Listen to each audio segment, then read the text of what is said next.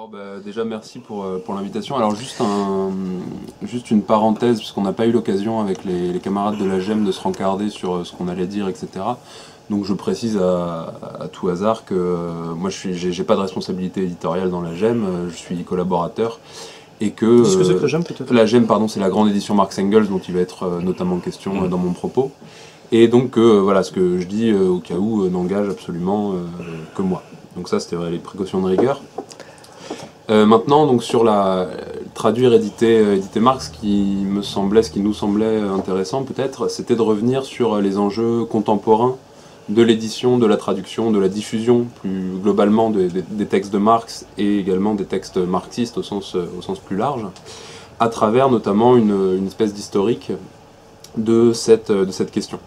Parce que l'édition des textes originaux d'abord, puis la traduction et la diffusion dans le monde français notamment, ont une histoire, et qui est une histoire relativement intéressante, disons. Pour une première raison très simple, c'est que l'édition, ne serait-ce que l'édition originale des textes de Marx, a toujours été mêlée à des enjeux politiques, des enjeux éditoriaux qui étaient des enjeux proprement politiques, et ce, dès la mort de Marx, puisque ça commence avec l'édition par Engels des livres 2 et 3 du Capital, donc en 85 puis en 94.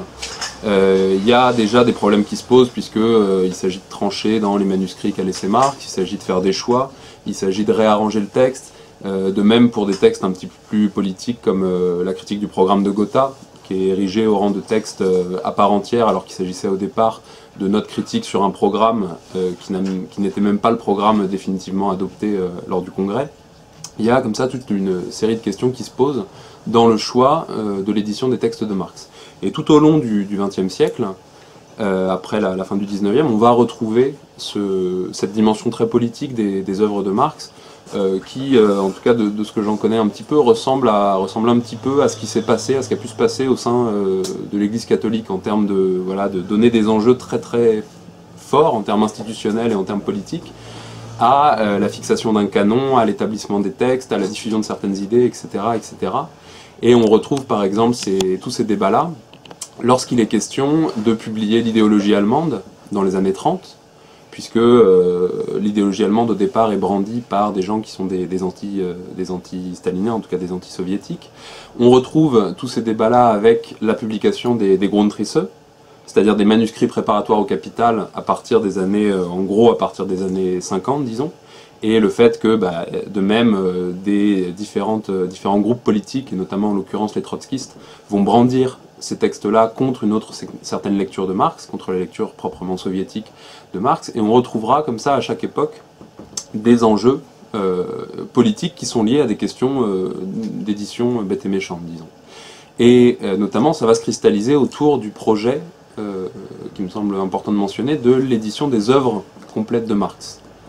Donc pour faire un historique rapide de la question, cette question de l'édition des œuvres complètes de Marx, elle se pose dans la jeune République soviétique naissante, à partir des années 20, c'est quelque chose qu'on a peut-être un peu oublié, mais après la Révolution d'octobre, il y a tout un tas de débats théoriques qui sont d'assez haute volée, et qui s'incarnent dans des revues, dans des échanges entre théoriciens, quand des problèmes politiques urgents se posent, et que les gens réfléchissent à ces problèmes par le biais de reprises théoriques.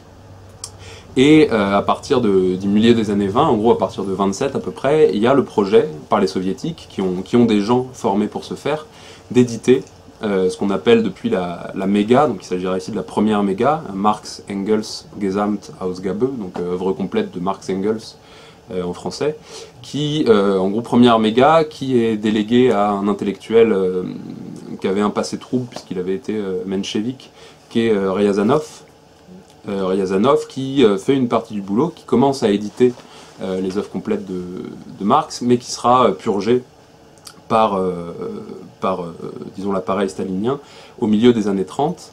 Et du coup, sur les 40 et quelques volumes prévus, il y en a à peu près une quinzaine qui sera sortie dans ces années-là. Alors, parallèlement à tout cela, se pose la question, donc ça c'était pour la première méga, parallèlement à tout cela se pose la question aussi matérielle de où trouver les manuscrits laissés par Marx et Engels. Puisque en gros la majorité des manuscrits sont à Berlin jusqu'au milieu des années 30. Avec l'arrivée au pouvoir des nazis les sociodémocrates se disent que c'est quelque chose qu'il faut protéger. Donc ils envoient la plupart des manuscrits à Amsterdam. Avec la guerre, les manuscrits vont être déplacés d'Amsterdam à Oxford. Après la guerre, les manuscrits vont être remis à Amsterdam, dans un institut qui s'appelle l'Institut d'histoire sociale. Et on va se retrouver en 1945 avec une situation dans laquelle, en gros, les manuscrits de Marx et Engels, la plupart du fond, en tout cas les 3/4 du fond, disons, appartiennent à un pays, enfin à un institut qui est rattaché au bloc occidental, alors que les soviétiques ont récupéré à peu près un quart des manuscrits, et du coup va se poser la question à ce moment-là de la collaboration entre les chercheurs soviétiques et les chercheurs occidentaux. Donc la première méga avait disparu avec Ryazanov. À partir des années 50, va se poser la question d'une deuxième méga, mais qui va mettre beaucoup de temps à se monter, et entre-temps, en gros, l'édition de référence qui va peu à peu se monter, c'est une édition qui va être fondée sur l'édition russe, la Sachenienia, qui va donner en allemand la Marx Engels Werke, qui est l'édition avec laquelle la plupart des chercheurs, jusque très récemment, ont travaillé, et qui est une édition qui n'est pas vraiment une édition complète, qui est une édition dans laquelle il y a des petits travers, dans l'appareil de notes, dans l'appareil introductif, etc., mais même dans l'établissement des textes. Et ça n'est que au cours des années 60-70 que peu à peu va mûrir l'idée d'une seconde méga, c'est-à-dire un projet d'édition complète des œuvres de Marx et Engels, qui ne regroupe pas simplement les textes publiés et des ajouts, mais qui comprennent tous les brouillons, qui comprennent les notes, qui comprennent un ensemble de textes qui n'avaient jamais été publiés jusqu'à présent. Et tout cela va se cristalliser dans le projet de la méga 2, donc Marx Engels Gesamtausgabe 2, qui continue encore aujourd'hui et qui commence à peu près au milieu des années 80, disons. Puisqu'il y avait eu énormément de débats entre les chercheurs, entre les appareils politiques de RDA et du RSS pour savoir qu'est-ce qu'on faisait, qu'est-ce que ça voulait dire éditer Marx. Bien sûr, les chercheurs avaient tendance à tirer du côté d'une édition critique qui satisfasse aux critères universitaires, tandis qu'il y avait la volonté de freiner un petit peu du côté des appareils politiques, puisque pour l'anecdote, par exemple, même si ça nous renvoie un peu plus tôt, lors de la première méga, le comité central en URSS du parti avait dit à Ryazanov, on vous prévient, il ne faut pas plus de 40 volumes, parce que plus de 40 volumes, ce serait plus que les œuvres de Lénine, et il ne faut pas que, en gros, que l'œuvre de Marx dépasse en contenu l'œuvre de Lénine. Donc il y a ce genre de débat qui se poursuit avec la deuxième méga jusque dans les années 80, et va être petit à petit mis en place un projet, alors qui est au départ un projet assez bâtard, puisque l'édition des textes doit être conçue sur un mode scientifique, donc ça, on ne transige pas sur cette question-là. Par contre, les chercheurs font des espèces de concessions, et vous avez avec les premiers volumes de la Méga 2, donc qui sont en 85, 86, 87, des volumes qui comportent par exemple des introductions, qui sont des introductions proprement politiques, qui sont des introductions assez typiques de la prose de la RDA de l'époque. Et donc il y a ça, première concession. Deuxième concession également, c'est l'organisation des œuvres complètes de Marx et Engels.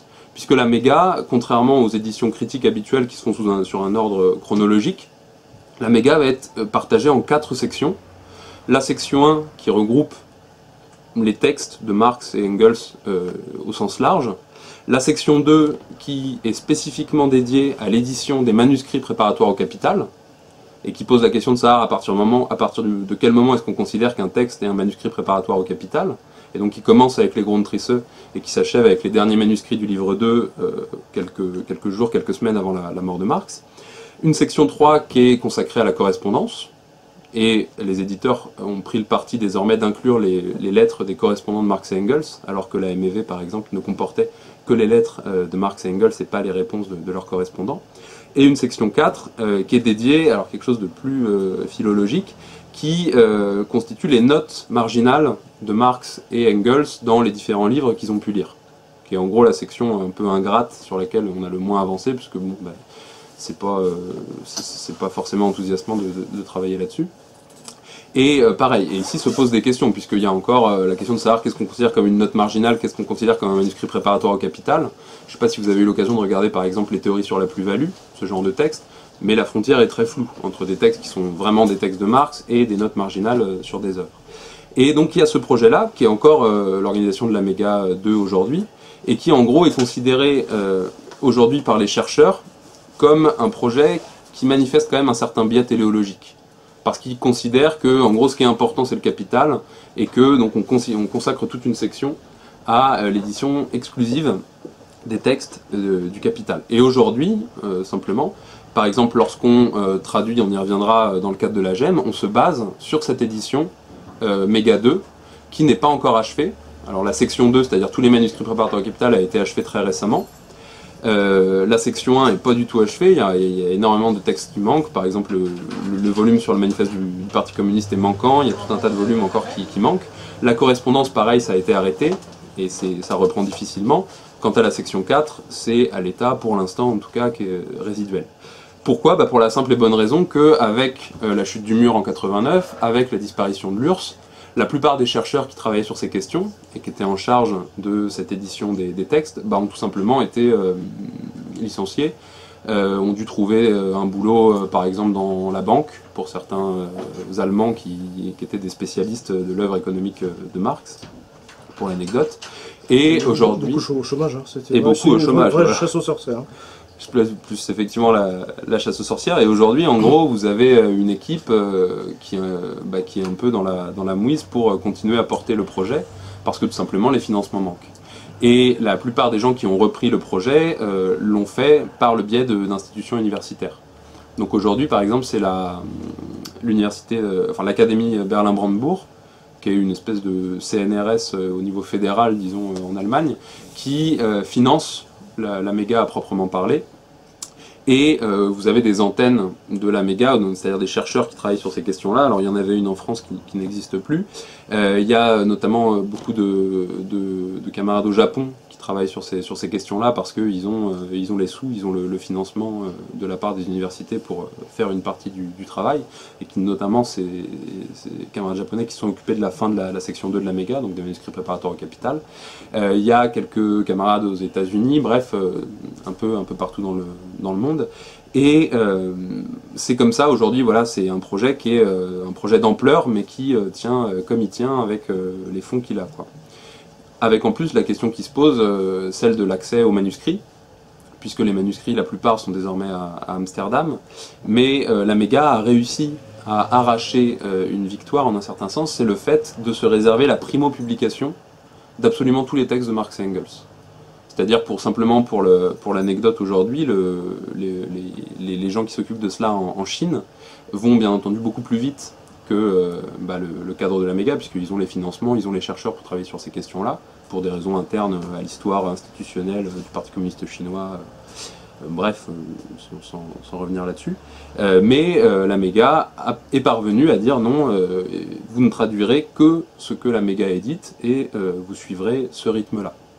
Et du coup, il y a des espèces de guerres un peu diplomatiques, puisque les Russes ont encore une partie des manuscrits, les Chinois essayent de les récupérer, mais encore, pour l'instant, en tout cas, la méga a le monopole de la primo-édition des textes de Marx et Engels. Donc voilà, ça c'est pour simplement l'histoire des manuscrits et de l'édition allemande à très grands traits. Et encore une fois, la situation, en tout cas de ce point de vue-là, est celle-ci aujourd'hui, c'est-à-dire un projet d'ampleur qui a pris énormément de retard du fait de cette désagrégation et de ces licenciements massifs des chercheurs qui travaillaient sur la question.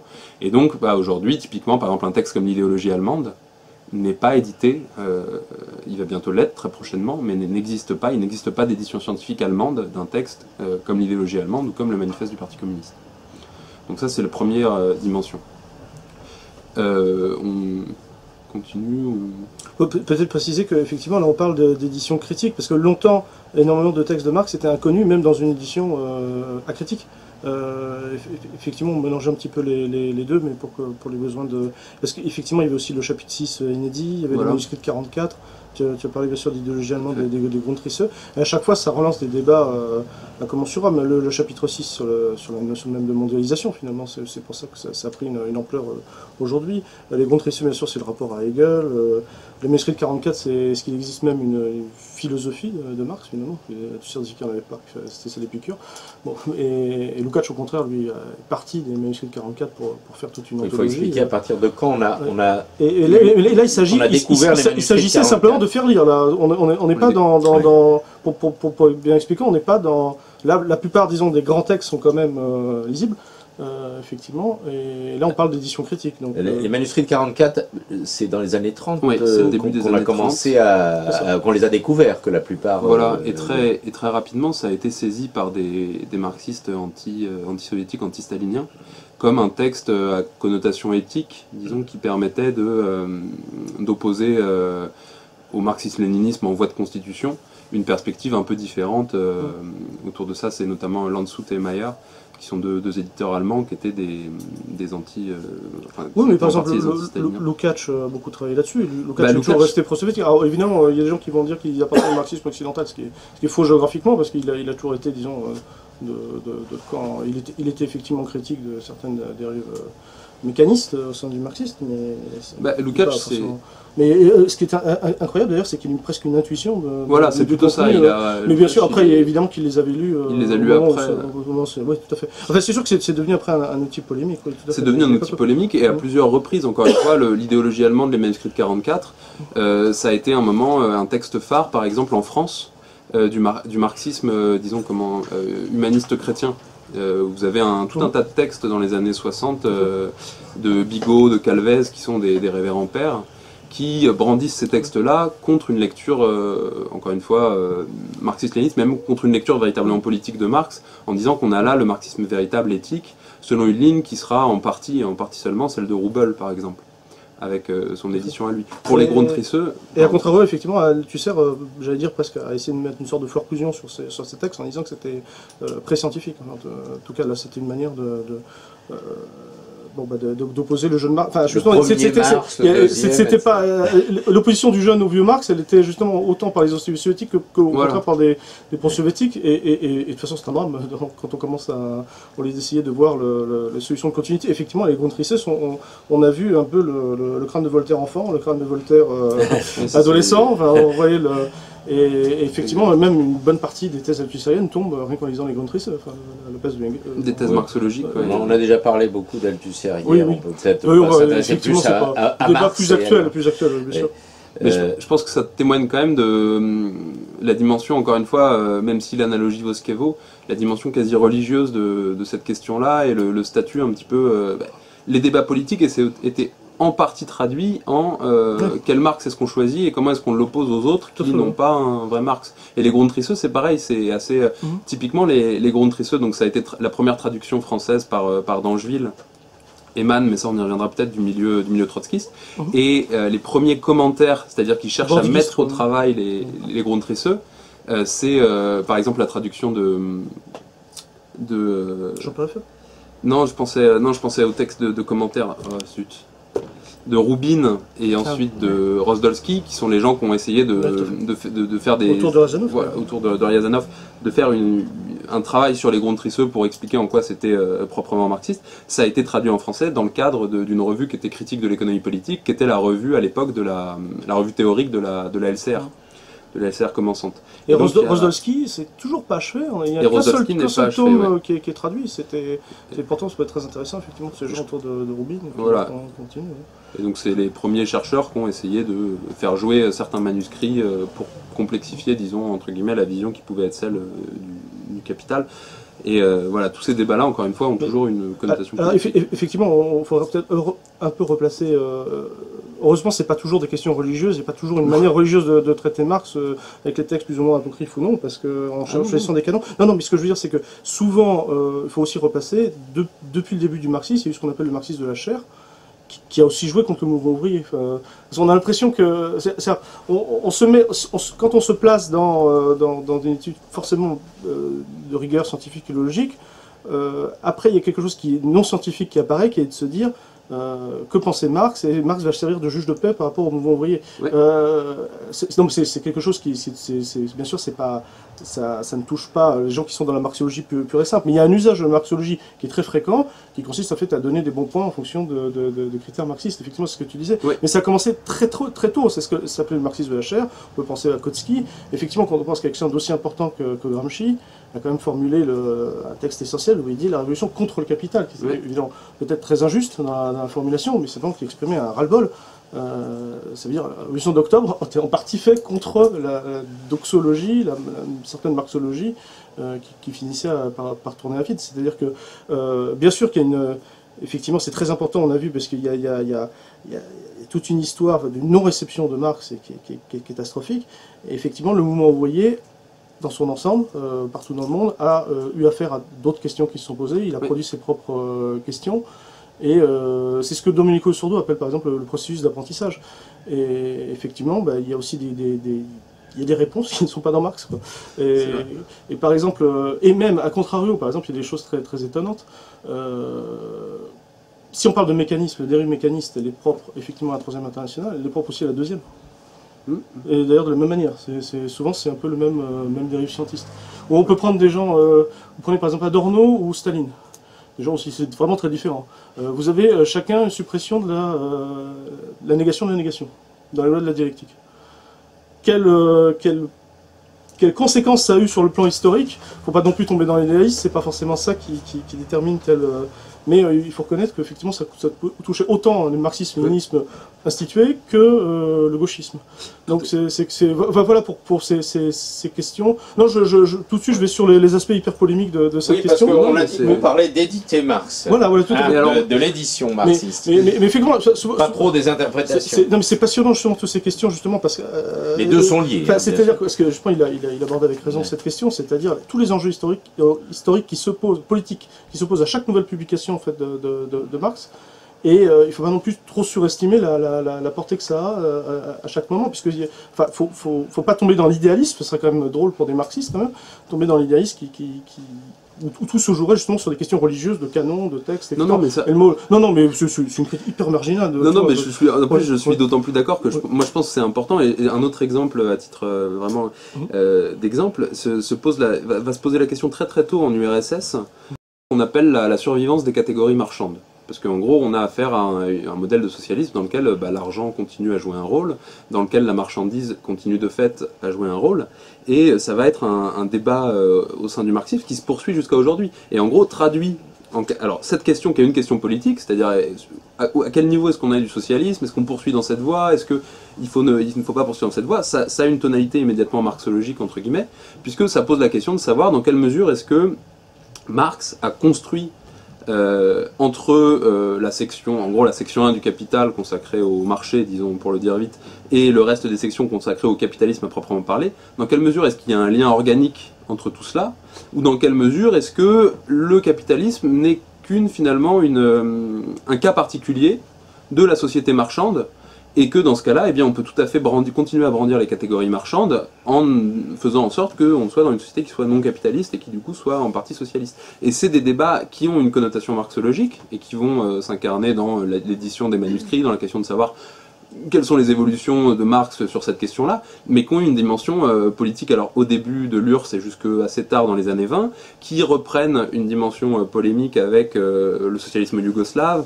avec tout un tas de débats dans les années 50 et 60 sur la libéralisation marchande des économies des blocs de l'Est, que ce soit en Pologne ou en Hongrie, et à chaque fois on retrouve la traduction marxologique de ces débats-là, et donc c'est loin de moi l'idée d'en faire simplement une question de querelle de chapelle. Je pense que ça a été assez important, et ça a été aussi un moyen de théoriser des problèmes politiques qui se posaient, et où du coup toutes ces dimensions-là ont été imbriquées, quoi. Donc voilà. Et puis, de toute façon, on est confronté à ce gros problème-là, c'est que l'apport essentiel de Marx n'est pas d'avoir inventé une utopie de plus, donc d'avoir parlé de la société à produire, mais d'avoir traduit, expliqué son temps. Donc concrètement, Marx a très peu parlé du socialisme. Oui, tout à fait. Même s'il a donné des choses évidentes. Et une chose qu'on oublie toujours, c'est que quand même, Capital se termine par la résolution du temps de travail. Effectivement, c'est peut-être même... la réduction du temps de travail, ça implique qu'on n'est plus, dans la construction du socialisme, on n'est plus dans une société qui de toute façon subit l'agression, subit l'encerclement. Donc de toute façon, qu'est-ce que c'est que le socialisme? Même la notion de dictature du prolétariat, ça a été une pomme de discorde énorme, puisque c'est chez Marx dans une certaine mesure, c'est pas forcément très bien décrit. Oui, oui. Et combien de temps ça dure Et puis avec un terme, le terme de dictature qui avait pas du tout l'histoire qu'il a aujourd'hui. Hein. La dictature à l'époque, c'était plutôt, ça faisait référence à l'histoire grecque, à l'histoire romaine. Oui, oui. Enfin, romaine surtout. Ah oui, ça n'a pas la dimension ultra péjorative que ça avait. Mais je veux dire, c'est aussi les adversaires du socialisme qui en ont fait quelque chose de péjoratif. Encore une fois, là, on est dans les interprétations. Oui. On va revenir à l'édition. Et ce qui nous amènerait alors là un débat, évidemment, il faudrait prendre, comme on dit maintenant dans les milieux. On va laisser Guillaume à nouveau frais. On était déjà dans le débat. On va le laisser. Je pense que c'est important de voir.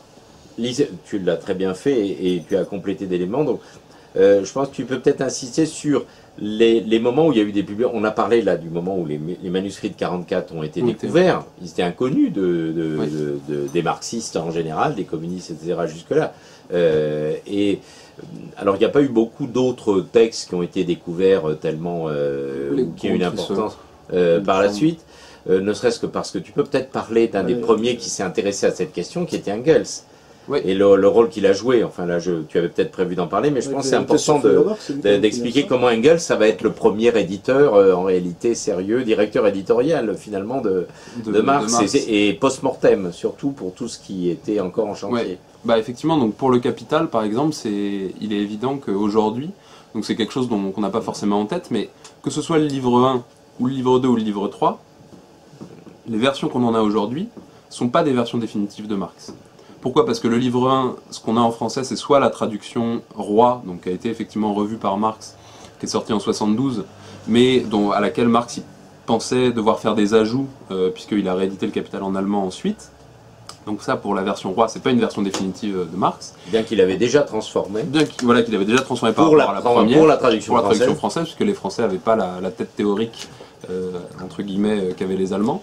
Et la 4e édition allemande sur laquelle est construite par exemple la traduction de Jean-Pierre Lefebvre qui était aux éditions sociales, qui est aujourd'hui en PUF, qui va ressortir aux éditions sociales, et pas non plus une édition de Marx. C'est Engels qui a fait cette édition-là, avec en gros des feuilles que Marx avait laissées sur les ajouts qu'il fallait faire, etc. Mais il y a la main d'Engels derrière ce texte-là.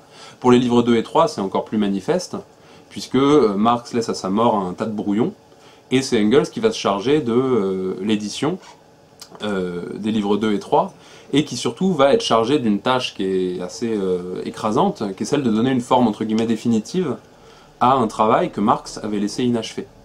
Donc c'est le cas pour le livre 3, et c'est surtout le cas pour le livre 2.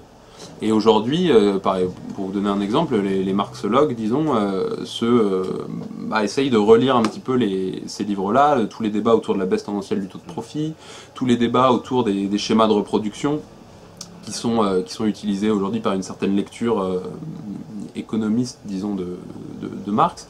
Toutes ces questions-là ont été remises en chantier suite à la publication intégrale de la section 2, où on a, pour la première fois, tous les manuscrits. Et on peut comparer et voir un petit peu le travail qui a été fait par Engels. Et le travail qui a été fait par Engels est globalement un travail assez honnête. Engels est un éditeur qui est très scrupuleux du point de vue de... Il connaît bien l'auteur. Il connaît bien l'auteur, et surtout il a le mérite de dire dans les préfaces des livres 2 et 3, de dire les textes qu'il utilise, de dire à peu près les changements qu'il a fait, les modifications, etc. Donc c'est tout à son honneur. Mais encore une fois, quel que soit le sérieux de son travail, il a été obligé de mettre un point final à quelque chose qui chez Marx était de l'ordre du travail à l'état de processus, quoi. Et donc, en tout cas pour le Capital, voilà, il y a eu ce rôle d'Engels, et c'est pour ça que ça a déclenché des débats sans fin et qui notamment se sont incarnés par exemple avec l'édition de Roubel en français dans la Pléiade, d'opposer le bon Marx au méchant Engels, et d'essayer de reconstruire un vrai Capital qui aurait été celui prévu par Marx. Donc il y a cette question effectivement qui commence immédiatement après la mort de Marx. J'ai pas vérifié de quand date la mission Roubel pour Gallimard. Quand est-ce qu'il fait cette traduction? Alors moi je dirais ça commence au milieu des années 50. Ouais, c'est ça. Je pense, je dirais milieu des années 50. Et on n'a pas abordé la question des choix de traduction, parce que ça des polémiques aussi, y compris qui ont été incidentes. Je complète ma question. Avant la version, quelle édition complète on avait au moins du livre 1? Coste. C'était la seule en français, je veux dire? Oui. Enfin, à part celle d'origine. Et les éditions sociales doivent le faire à peu près de manière contemporaine. J'ai plus en tête la date de la première édition du livre 1 du Capital par les ES. Il me semble que c'est en l'immédiat après-guerre. Je ne veux pas dire de bêtises. La version donc avait... bon, il y a eu la version du vivant de Roy, du vivant de Marx. Alors justement, je ne vais pas monopoliser, mais c'est une des questions qui m'intéressait. Par rapport à la version de Roy, donc révisée par Marx, qu'elle est validée par Marx lui-même, hein, puisqu'il en parle très clairement dans la préface et la postface. Quels sont les reproches qu'on pourrait faire que certains Marx s'est fait à lui-même, pas à la traduction, puisqu'il a jugé bon de revoir, y compris le livre 1 de son vivant. Mais est-ce que tu peux évoquer justement, pour ne parler que quand même de cet élément central du corpus marxiste, comment déjà Marx est revenu dessus après l'édition française, bien que l'édition française ait déjà été révisée, et après, quid des éditions successives? Alors déjà, je pense, il y a juste, j'ai pas eu l'occasion d'en parler, mais juste quelque chose à rappeler avant ça, c'est que la traduction française des œuvres de Marx et la diffusion dans le monde francophone, c'est avant tout, en tout cas jusqu'aux années 50, une diffusion militante. Ça c'est très important parce que ça explique que les premiers textes traduits étaient plutôt des brochures et étaient plutôt des textes brefs qui avaient vocation à servir au militantisme ouvrier. Et ça explique, et juste un point également, c'est que la version de Joseph Roy là, est parue en fascicule.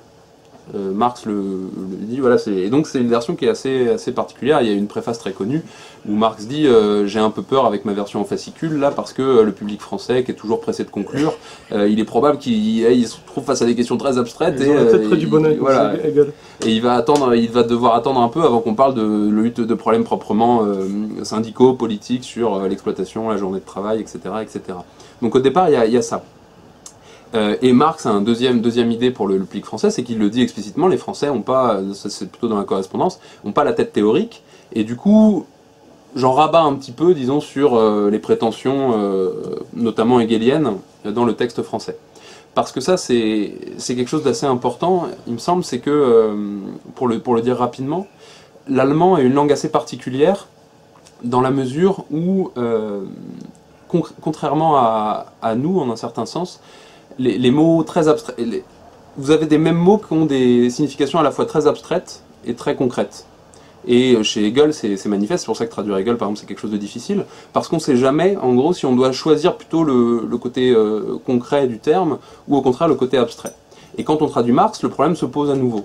Et Marx, dans la version Roy, avait choisi de gommer, en gros, le vocabulaire hegelien, en traduisant de manière assez systématique la plupart des termes qui faisaient sens et qui étaient pris dans une systématique un peu hegelienne, en les traduisant par des termes français plutôt concrets. Et le grand débat sur ces questions-là, ça a été de savoir, voilà, qu'est-ce qu'il fallait plutôt faire entendre dans Marx, plutôt Hegel et plutôt la systématicité hegelienne.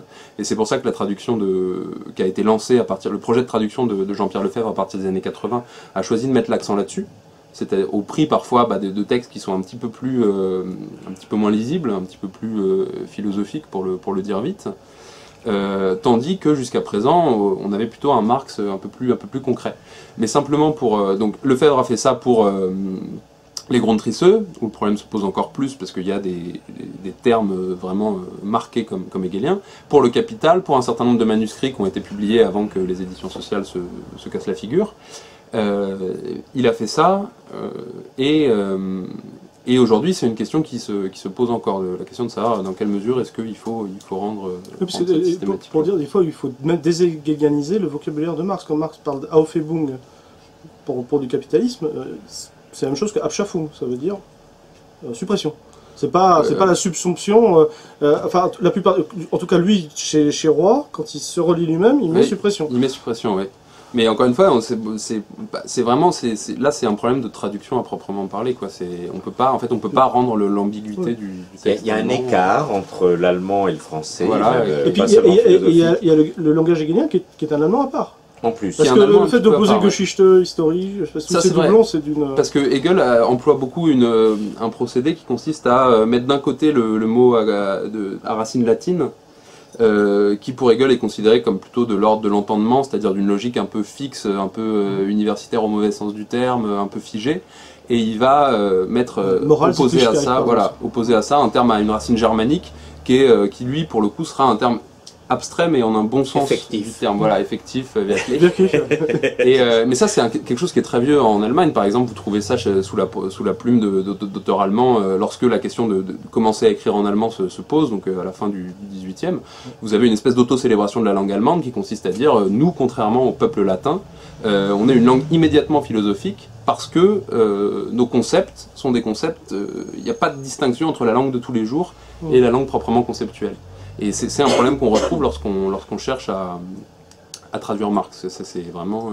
Et par exemple, si on voit des histoires de l'allemand, qui était écrit à peu près au moment de la guerre de 30 ans, où de toute façon il n'y avait vraiment pas d'unité nationale, c'est moins qu'on puisse dire, les mots en latin abondent, forcément, parce que c'était une langue beaucoup plus... Le français était beaucoup plus fixé à l'époque. Et effectivement, il y a toujours ce débat. Et le statut que ça a, effectivement, dépend aussi de chaque auteur.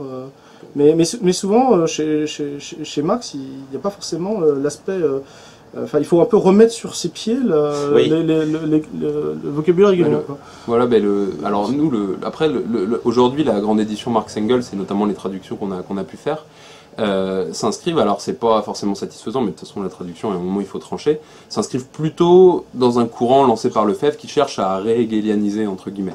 Et du coup ça fait des textes, encore une fois, qui sont potentiellement moins lisibles, un peu moins fluides, mais dans lesquels on retrouve une systématique qui est quand même une systématique hegelienne, puisque peut-être vous le savez, mais en gros en 1857, donc juste avant pendant la rédaction des Grundrisse, il y a une lettre célèbre de Marx où il dit je me suis remis à la critique de l'économie politique, et quelque chose qui m'a bien rendu service, c'est que j'ai relu by mere accident, comme il le dit dans le texte, la logique de Hegel, alors des volumes qui avaient appartenu à Bakounine, qui m'étaient arrivés par Freiligrath, bref, il avait eu sous les mains la logique de Hegel, et par un moment de désœuvrement, il l'avait lu. Et celle dont Lénine disait quiconque ne l'a pas lu et comprise intégralement ne comprend pas Marx. Juste une incise qui peut intéresser tout le monde, d'ailleurs, je viens d'avoir confirmation que le premier volume qui en aura manifestement plusieurs, de la Grande Logique, enfin de nouveau en français, et traduisent non pas dans un idiome incompréhensible, Jarzik la barrière, mais en français compréhensible. Eux, ils ont réégalisé Hegel. Par Bourgeois, va enfin sortir. Bourgeois travaille dessus depuis beaucoup de temps, et on va probablement d'ailleurs faire quelque chose ici pour l'occasion, mais bon... Je rebondis sur cette allusion hegelienne, puisque nous avons une soirée, d'ailleurs certaines personnes sont encore présentes aujourd'hui, il y a fort peu de temps à propos de la querelle autour de l'althussérisme, et il me semble qu'il y a un rapport très direct avec ce dont on vient de parler, y compris la problématique de traduction. On n'est pas dans la problématique des théologiens et des exégètes, comme dirait Bernard Friot, mais ça a quand même une importance, et une importance politique. On voit bien, alors c'est pas strictement les aspects éditoriaux, mais ce qui est assez curieux, c'est que le moment où on refait la traduction que j'ai ici, là, de l'équipe de Lefebvre, parce que Lefebvre n'a pas traduit tout seul, hein. Ils étaient nombreux, il y avait même des gens dont on sait très bien qu'ils n'ont jamais rien compris à Marx, comme Balibar, qui ont traduit. Bon. Il traduisait de l'allemand en français. Mais ce qu'il y a d'intéressant, c'est ce que tu as rappelé, c'est-à-dire je pense que vous le savez peut-être tous, mais peut-être pour ceux qui vont regarder la vidéo, peut-être ne le savent-ils pas, Marx parlait parfaitement le français. Oui. Hein. Oui. D'ailleurs, il y a un texte, Misère de la philosophie, on ne pas le citer, qui est directement rédigé en français, qui est un texte contre Proudhon.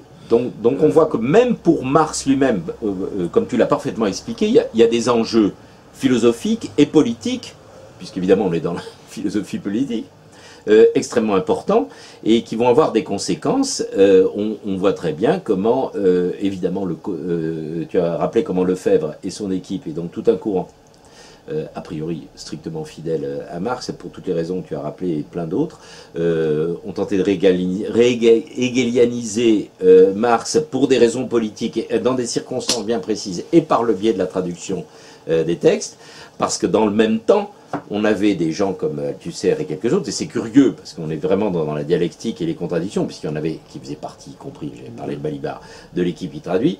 Dans le cas de Althusser, je l'ai rappelé encore une fois, il a écrit lui-même, il a avoué à la fin de sa vie, il n'a pas compris grand-chose à Hegel, et il n'a surtout rien compris à la théorie de la valeur. Donc, c'est un petit peu embêtant parce que tout ça a eu des conséquences et la manière dont ça a été édité, publié, traduit n'est pas non plus sans conséquences sur ces conséquences.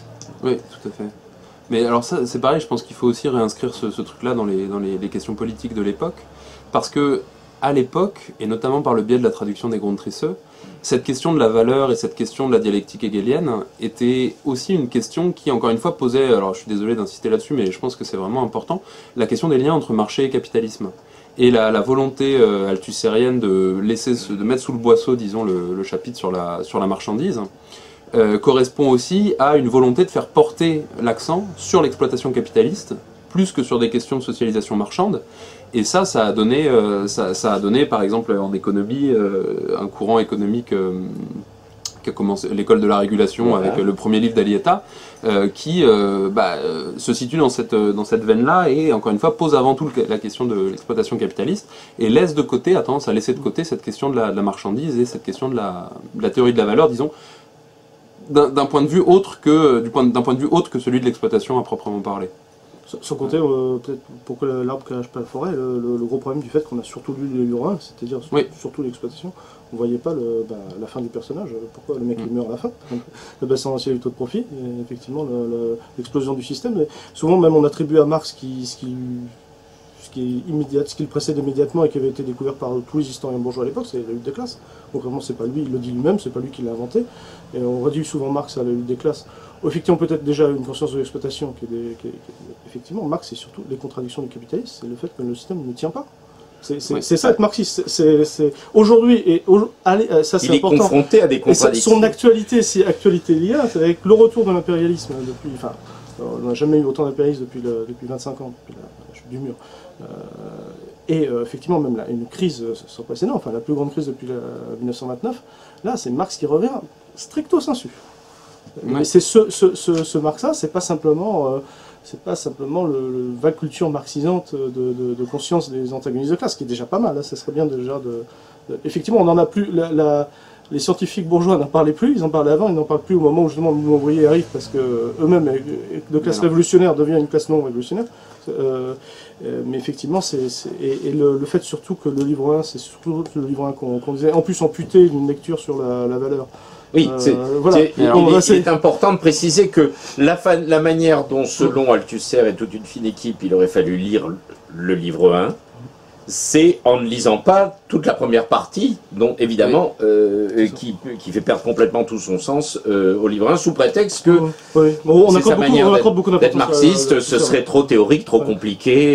Et je pense qu'il y a, je pense qu'il y a aussi quelque chose qu'il faut un peu, enfin, je pense qu'il y a aussi quelque chose à préciser, c'est que Althusser avait été, avant d'être un lecteur de Marx, un lecteur de Feuerbach, et il croit retrouver dans la section sur la marchandise, je pense que ça aussi c'est assez important, il croit retrouver une problématique feuerbachienne qui consiste en gros à dire, donc Feuerbach c'était la théorie de l'aliénation religieuse, et la théorie de l'aliénation religieuse a notamment un versant chez Feuerbach qui consiste à dire en gros, à quoi est-ce qu'on reconnaît une communauté humaine pathologique? C'est lorsque la communauté s'incarne dans un objet, à savoir en l'occurrence Dieu, dans lequel elle se réfléchit elle-même. Et Althusser croyait retrouver dans la théorie de la marchandise, et notamment dans la théorie de l'argent, donc cette première section du Capital, une forme de résidu, disons, feuerbachien, puisqu'il considérait que toute cette question de la marchandise et de l'argent était une espèce de laïcisation de la théorie de Feuerbach sur cette question de la communauté pathologique qui ne peut exister en tant que communauté qu'à partir du moment où elle s'incarne dans un objet, la marchandise puis la monnaie. Et deuxième chose, il y a Althusser dans Lire le Capital, ce qui est aussi c'est un peu troublant, il y a quand même une lecture, même si elle est résiduelle, des livres 2 et 3, et il me semble que pour comprendre un petit peu le rôle qu'a pu avoir Althusser et pourquoi est-ce que ça a eu aussi un impact, c'est que Althusser essayait, ou en tout cas à la suite d'Althusser on a essayé de donner sens à des questions qui étaient difficiles à poser dans le cadre du marxisme traditionnel tel qu'en fait il pouvait être lu avant. Ces questions c'était celle tout bêtement de la transition vers l'économie socialiste, qui n'était pas une question trop abordée dans le marxisme traditionnel. C'était celle de l'impérialisme, et ça pour le coup, à la suite d'Althusser, il y a eu des travaux alors qui s'en sont éloignés petit à petit, mais on a un retour de cette question de l'impérialisme. Et c'est aussi la question de ce qu'on appelle, depuis ce moment-là, le capitalisme monopoliste, puisque eh bien, on avait l'impression d'être dans une société où, en gros, la socialisation marchande ne faisait plus problème. Parce que la concurrence avait disparu, parce qu'on avait affaire à des espèces de grands pôles où cette question de la fragmentation marchande, finalement, était laissée de côté. Et donc je pense qu'il y a aussi cette volonté de la part d'Althusser, qui, encore une fois, s'est incarné. Il y a eu Althusser, mais après, il y a eu des projets autour dans le cadre des éditions Maspero, notamment, pour essayer de refaire un peu du Marx, alors effectivement sans cette question de la fragmentation marchande, mais sur des questions un petit peu différentes de celles habituelles. Je sais pas, voilà, pour faire pas un plaidoyer pro Althusser, mais ouais, je pense que cette question quand même de Feuerbach est assez importante, parce que Althusser est un des premiers quand même au moins à avoir fait ça, quoi, c'est-à-dire à avoir montré un petit peu le rôle de Feuerbach dans toutes ces questions-là. Et ce qui, encore une fois... Bon, après, dialectique, on ne va plus du tout parler de dialectique. Oui, on va plus parler de...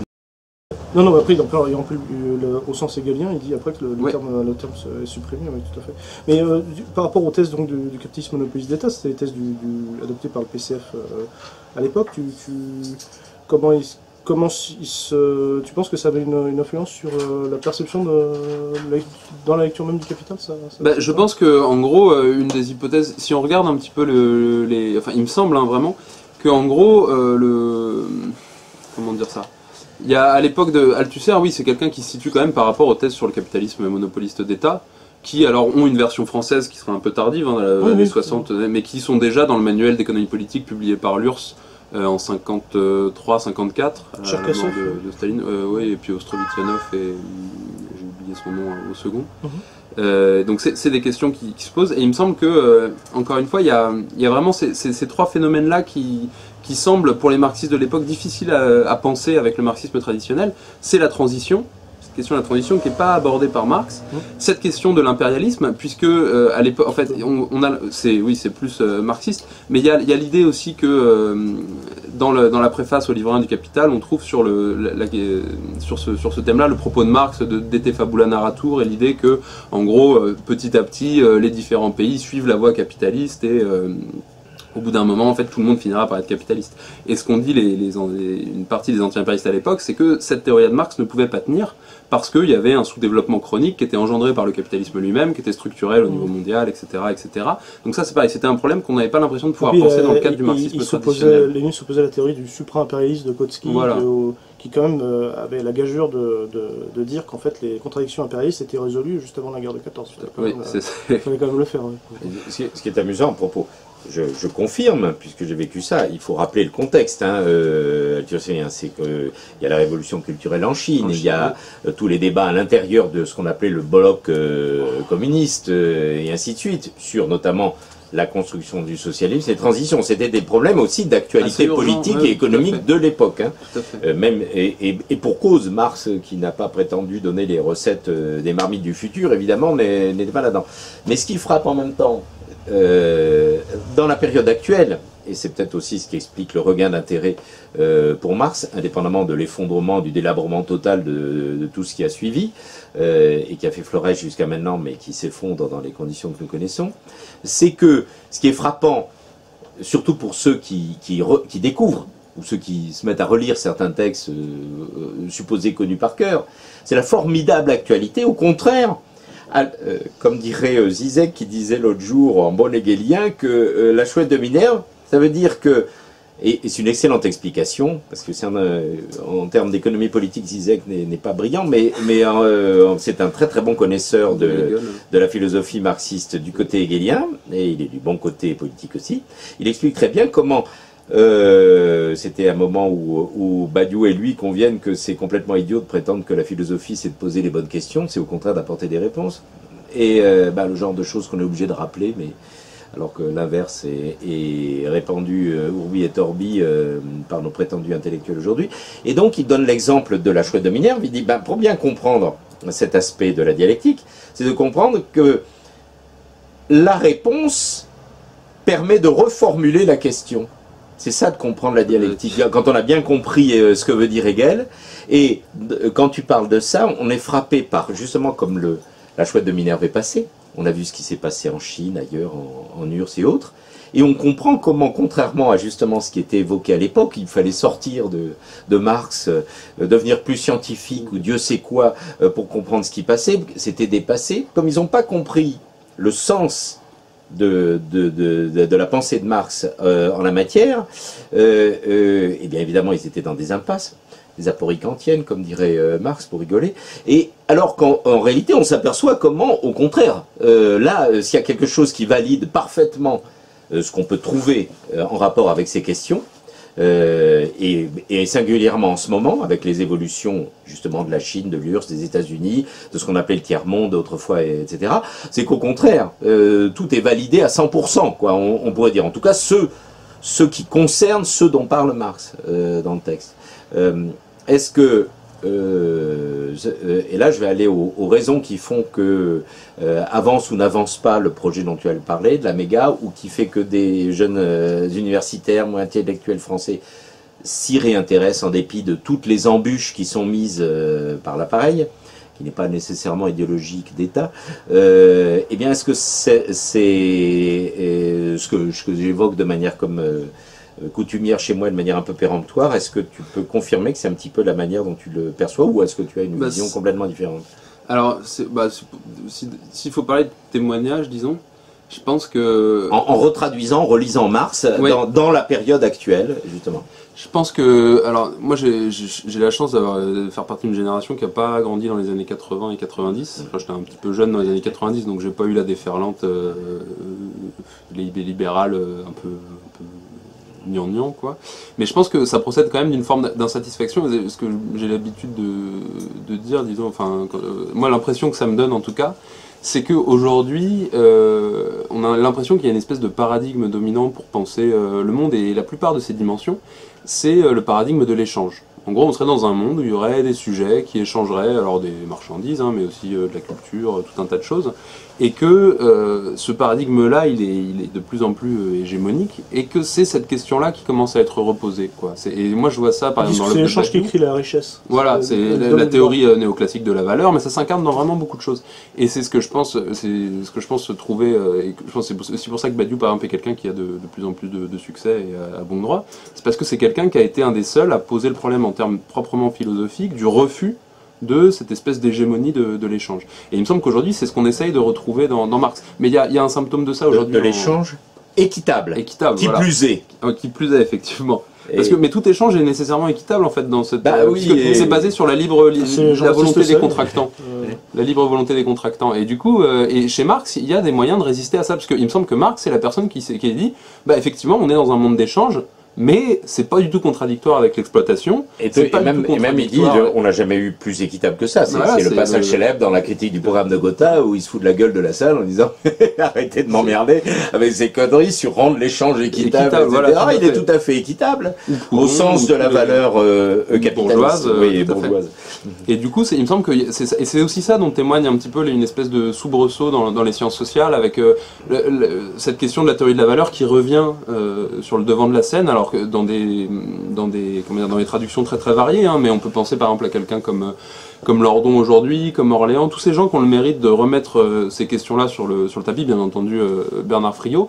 Il me semble qu'il y a quelque chose qui se joue à ce niveau-là, c'est-à-dire de poser la question, alors là en termes d'économie politique ou en termes d'économie, mais quelque chose de plus général, qui est cette question de l'hégémonie des échanges, comme vraiment paradigme pour penser le monde contemporain, la figure de la subjectivité aujourd'hui, toutes ces choses-là.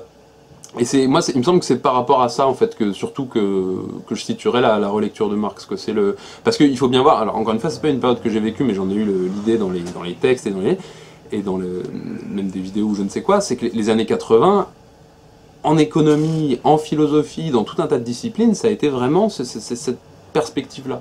La philosophie anglo-saxonne, qui est une espèce d'axiomatique du sujet juridique avec ses droits, Rawls et ses suites. Voilà. En économie, le paradigme néoclassique qui s'impose et effectivement des sujets qui échangent et une valeur qui finalement est produite même par l'échange, puisque tout le monde a intérêt à échanger et que du coup chacun y trouve son intérêt. Tout ce monde-là casse sa cohérence. Aujourd'hui, ça tient de moins en moins bien, quoi, par rapport à tous les événements qui se passent. On peut mettre en doute la validité de ce paradigme-là. Et il me semble en tout cas que, voilà, moi c'est dans ce cadre-là plutôt que j'inscrirais la relecture de Marx aujourd'hui et ce projet. C'est-à-dire porter à un niveau scientifique, même si c'est, pour ce qui me concerne en tout cas, c'est-à-dire au niveau de la critique de l'économie politique, cette question de l'hégémonie du paradigme de l'échange. Et c'est d'autant plus important au niveau de la critique de l'économie politique parce que c'est une catégorie qui en vient en un certain sens, et qui est, voilà, qui est une catégorie issue de l'économie, cette question de l'échange, et qui petit à petit grignote toutes les sphères de l'existence contemporaine. Je pourrais juste surenchérir sur... effectivement, ça se traduit dans différentes matières, enfin, en économie, en philosophie, on voit vraiment le poids de l'idéologie libérale sur toutes ces sciences. Elle est de gauche, donc maintenant, oui, donc il n'y a pas de problème. Mais le pire, c'est évidemment en histoire.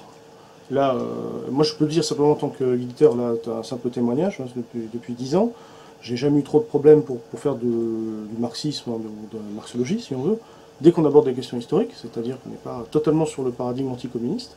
On peut quand même parler de communisme, c'est quand même néo-marxisme, évidemment c'est pas forcément, ça n'a pas un rapport immédiat, hein, je reconnais. Bah, mais et par exemple, il y a un rapport immédiat dans la carrière de Marx lui-même avec le communisme. Oui, parce que l'un engendre l'autre en fait, l'un se nourrit de l'autre, effectivement, et pas de la manière, et ça c'est toujours, mais c'est... Là, c'est vraiment la chape de plomb. Là, si j'en juge pour la plupart des signatures qu'on a recueillies, on a eu une vague censure, pour une fois, non tacite, parce que la censure elle est tous les jours, mais une censure officialisée par la Sorbonne sur un livre sur le RSS. Qui n'est pas du tout un livre marxiste d'ailleurs. Oui, en plus c'est ça qui est drôle, c'était un livre de soviétologie, dont il y avait des tas d'exemplaires en anglais, c'était encore plus ridicule. Bon, il y avait... on a eu de soutien de je sais pas, toute une flopée d'économistes, par exemple. En histoire, c'était tous aux abris. Alors, il fallait vraiment qu'ils soient ou en retraite, ou des vieux communistes. Je n'ai jamais vu une telle polarisation de ce domaine-là. Mais ça, c'est... peut-être, je reviens justement à des questions peut-être un peu pragmatiques, mais effectivement, c'est aussi dans le domaine historique, matériel, que les idées s'éprouvent. C'est quand elles deviennent une force matérielle qu'elles s'emparent des masses, c'est la formule de Marx, c'est aussi là que ça joue. Moi, j'étais très intéressé, parce qu'il faut aussi qu'on parle de publication, d'édition, et ce qui m'a particulièrement intéressé aussi, c'est... la forme même du texte, ça se fait sous forme de brochure, sous forme militante, c'est emparé par le mot militant. Là récemment, il y a eu un colloque sur l'éditeur français de Marx qui s'appelait Maurice Lachâtre. Même moi, avec j'imaginais vaguement que dans le contexte intellectuel de l'époque, il avait tombé sur un éditeur mainstream, quoi, comme on dit, enfin sciences humaines. Ben non, c'était lui-même un militant, très proudhonien d'ailleurs, il n'avait pas forcément tout compris à Marx, enfin vraiment un brave type, quoi, qui a fait la phalanstée à la fin de sa vie, parce qu'en plus il n'avait pas forcément échoué, ce qui est bizarre pour un éditeur marxiste, il n'était pas éculé à la ruine. Mais voilà, dès le départ, de toute façon, le marxisme ne rentre qu'à la faveur d'un milieu militant. Et avec les vicissitudes, effectivement, du fait que ce milieu militant est forcément dans un état de contre-culture. Il n'est pas dans la culture dominante. Les idées dominantes sont celles de la classe dominante.